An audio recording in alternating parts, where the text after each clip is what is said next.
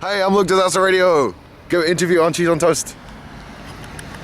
So I started writing stuff on Charisma in like 2006. There's a couple of old songs on there, but most of it was done in 3 months in my bedroom for the sum of 50 cents. Yeah. What was the 50 cents for? I had to buy a paper cup to make shakers and Kids of 99. I filled it full of popcorn, but I had to go to Embassy Theatre and I couldn't just steal one, so they charged me 50 cents. Yeah.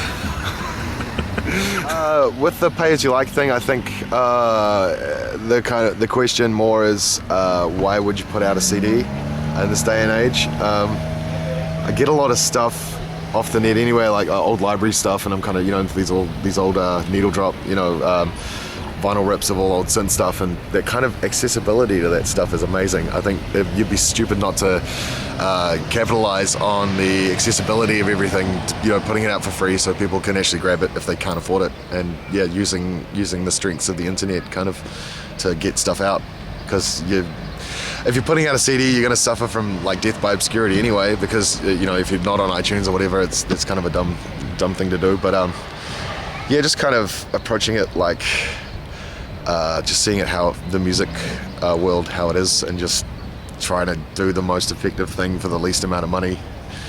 It's kind of the way I've been rolling with it. Yeah, Ian put out with Aloha, he's doing a print release, and we did the world's possibly largest A4 fridge magnet of all time with me surrounded by hypnotizing food. So yeah, it's kind of cool if someone wants something tangible that they can put up, that's not going to be a CD sitting on the shelf. We can do the fridge magnet thing. So yeah, last year I spent 3.5 months in the USA and Europe. We drove from a town called Los Angeles to a town called New York, USA, and then we went to they're pretty great places. If you can get to Los Angeles and New York, they're amazing. But there's this amazingly great expanse in the middle called the USA, and it's like crawling in your TV. And then we flew to London and basically went to sort of Poland, Barcelona, and back, and then sort of back again. We did 30,000 kilometers of driving over 3.5 months, which is nearly the circumference of the Earth around the equator. But that's, we're 10,000 short of that, which I'm a little gutted about, but we'll probably do a little more. Then I went over to Norway, Czech Republic, Luxembourg and stuff on the trains in November by myself, which is a strange thing to do sometimes, but totally awesome and super fun, and you end up meeting heaps of cool people. And we're going to go back over for hopefully a big mammoth one next year as well, back to USA and Europe. Yeah, love playing in Eastern Europe. #1 place to play. Why is it? I think there seems to be. We played at a really awesome festival that So Modern were playing at. They came back. They said you've got to play this thing called Off Festival, and it's like. It seems like they're a little bit as extroverted as us in terms of our musical taste. It's like all these kids, going out buying vinyl, and there's all these super, kind of cool bands.